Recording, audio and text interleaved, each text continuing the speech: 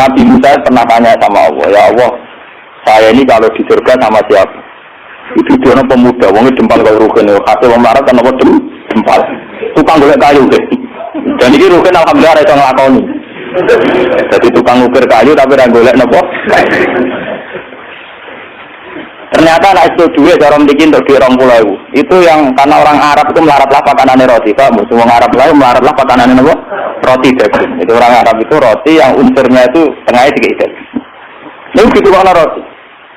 Yang separuh di tangan dia, yang separuh digantung tengguwo karena ibunya sudah lumpuh. Kalau dia pulang disuapin, kalau dia sedang kerja, ibunya sudah meraih karena digantung di dekat nopo ibu. Jadi dia itu saja. Dan itu sudah menjadi layak dia setingkat Nabi Musa nanti di surga.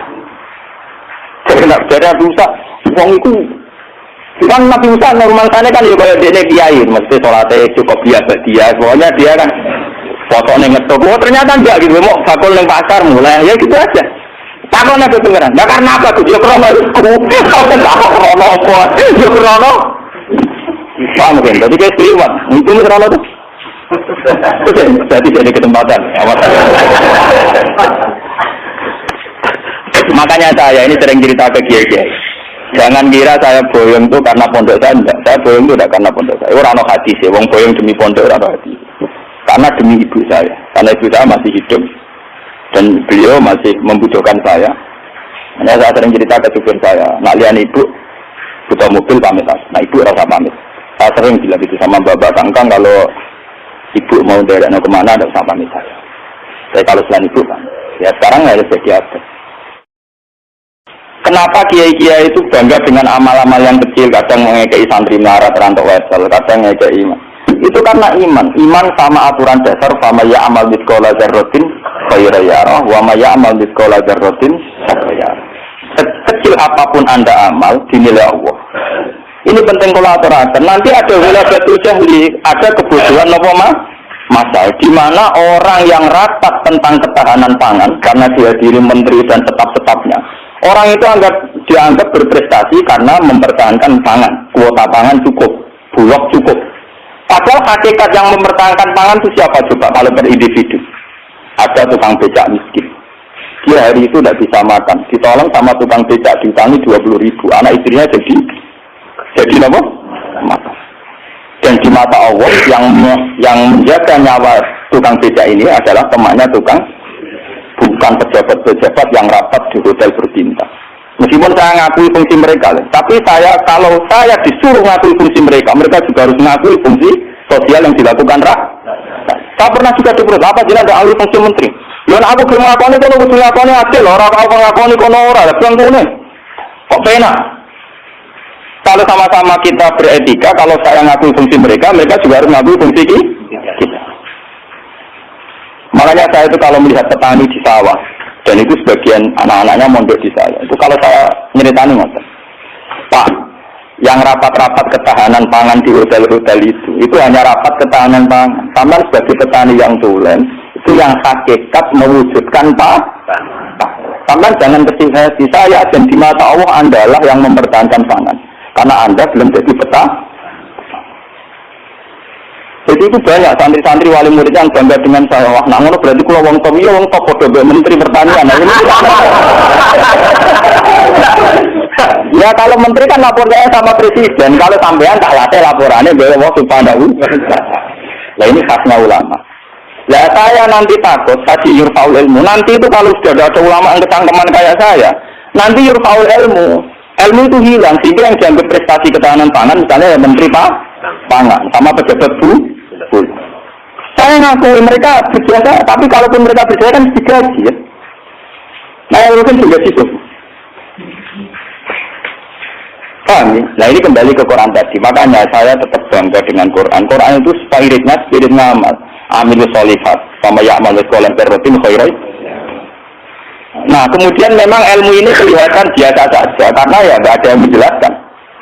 Makanya kalau syukur jenengan gelem ngrungokno ngaji Quran. Saya tidak bangga karena sampai ngaji saya. Biar orang itu bangga lagi dengan teori-teori Quran dan biasa transaksi di Allah Subhanahu wa Ta'ala. Seperti saya ngaji di sini. termasuk terkenal pintar. Beberapa kali saya diminta jadi dosen di universitas terkenal, dan itu berkali-kali.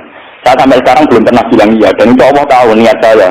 Ya supaya saya pilih yang Gusti, benono kiai sing ra dosen. Jadi semoga mulang, mau prospek bora, mau ono sing gaji bora. Tapi kan presiden saya kan jenengan, jadi saya lapornya sama nopo. Nah, misalnya pengiran kemarin aku marah terus nanti mati. Marah terus mati rasakan non aja dia kan ya. Jadi saya sampai sekarang itu mulai dulu saya mondok itu ya marah, tapi nggak tahu kalau rasanya marah. Nanti saya ini cara ukuran kiai selevel saya yang marah. Karena yang alimnya alim saya, yang lebih saya banyak sekali. Kamane ilmune itu kalau kasih akeh, tapi nak dunyane wakeh ini pirang-pirang. Dia pidato pangklong, bahwa dia pantangannya pidato ini kawasan itu, ini pantangan tenan itu ada hutan. Entar begitu tadi sebagai tak, sebagai tadi itu apa pun orang situ, dan kualas. Dosa menjadi wilayah wong alim apa? Dolim, ngomong tangga-tangga gue tak didik apa gelem ngaji yang biasa waktu dididik apa ngaji yang bermewah apa? Oh, kan kualat, Jadi ini penting kalau terangkan. Termasuk irfaul ilmu juga. Nanti kalau per individu, termasuk mahasiswa, termasuk santri yang biasa lihat TV, kalau per individu hanya mengapresiasi pejabat-pejabat, misalnya ketahanan pangan, daripada mengapresiasi tonggone sing ngutangi dan itu menjaga nopo itu akan bahaya bagi kelangsungan iman, ya, karena orang tidak biasa transaksi dengan Allah Subhanahu wa Ta'ala. Padahal dalam kitab-kitab diterangkan betapa banyak orang jadi wali hanya berdasarnya keimanan wong siji wong loro tanpa rapat-rapat yang disorot media nopo. Sama ndak ceritane, saya pernah cerita di sini. Ono wong maju iku sugih ra karuan, wis sugih rojo, dia anak wayu. Bareng dia anak ayu karena dia maju tidak beragama mikir. Tidak bocah ayu ngene kok tak tono ruhin. Pintu tapi wong cilik tak rumah aku kok gede-gede dirasakno. Ruhin. Mikir. Kalau itu dia mutusno dirabi dhewe, napa? Dirabi. Karena dia maju. Bareng malam pengantin, tiap apa ngeloni itu ditotok dia. Tok. Cuma tuh deh, mau wong ganggu bulan mati kan mangkel. Mau nopo? Kulo niku gak situ, balik meneh. Kulo upil. Terus apa? Lampu cilik lho. Sender apa? Sender dan saya kan ya. Sender. Oh, sender orang bahasa Rembang lho. Apa liane sender? Oh. Sender ala sender. Aku mirip. Nah, salah ucap repot. Uble itu orang nyerempet keteringan kelapakan sender. Aduh kan awani bakat tak sender. Oh dikena. Uble netral. Hampir diparani melaju itu sampai 3 kali. Karena 3 kali nggak diparani itu dia diparani kan di rumah. Ternyata dia itu seorang janda sing anak itu kelaparan. Anaknya kelaparan ditanya kenapa kamu ke rumah saya nak tak kerja kok melaju, terus dia cerita. Pak Majusi, saya ini punya anak kelaparan semua, ingin makan. Kalau saya ingat anak saya mau memaksakan minta jenengan karena jenengan yang punya makan. Tapi kalau saya ingat jenengan Majusi dan saya seorang mukminah, niat itu saya urungkan betapa saya tidak ingin menjual iman saya. Terus entah ini dari si Majusi tadi. Ini mangan gandum, pokoknya segala yang diperlukan janda itu dan anaknya diambilkan terus diterok, dipikul juga. Terus dia seorang raja, diterok. Padahal dia niatnya beragak gede. Buatan ini cerita iman. Biar sampean biasa transaksi bahwa Allah Subhanahu wa Ta'ala. Nanti nilainya nanti saya akan satu. Biar sampean biasa transaksi bahwa Allah Subhanahu wa Ta'ala. Terus dikasih. Nah cerita itu terbongkar, itu justru karena antar wali. Jadi ada seorang wali, dia mimpi di Ka'bah, dia zaman dulu itu masih mungkin orang tidur di seputar matok dan kawat. Dia seorang wali, Abdal, dia tidur bersama Rasulullah. Wali Fulan, saya titip salam pada orang itu. Ternyata orang itu yang disifati Nabi itu orang Majusi yang di kampung terkenal paling arogan, mereka ngerabi anak ini. Ketika dia tahu bahwa Majusi yang dititipi salam Rasulullah itu begitu, dia mengurungkan niat. Mau Rasulullah salah alamat, salah kirim salam. Itu kan nggak mungkin. Masa Rasulullah salah kirim apa? Salam. Itu apa takut nol rapotnya elek kabeh. Itu mau Majusi sing saking kurang ajar yang rabi anak. Akhirnya dia memaksakan konfirmasi. Mau Majusi ini diparah. Ya Majusi, saya ini tanya tangga-tanggaan. Dan tidak ada yang cerita bahwa ada orang benar. Tapi aku ini gue salamnya sama Rasul. Pasti kamu punya perilaku yang spesial, yang hebat. Majusi langsung iman. Asyhadu an la ilaha illallah wa anna Muhammadar Rasulullah. Nabi itu banyak nabi tenan. Perilaku saya tadi malam tidak seorang pun yang cerita. Waktu iman, ya pengelola anak, ya langsung apa? Padahal nggak disorot media massa dan itu perilaku begitu juga di kitab-kitab ada cerita seorang lonte, seorang WTS. Dia setelah melakukan aksi kelonteannya pulang. Ngerti asu dilat-dilat ning tanah, dia menafsirkan itu pasti kehausan.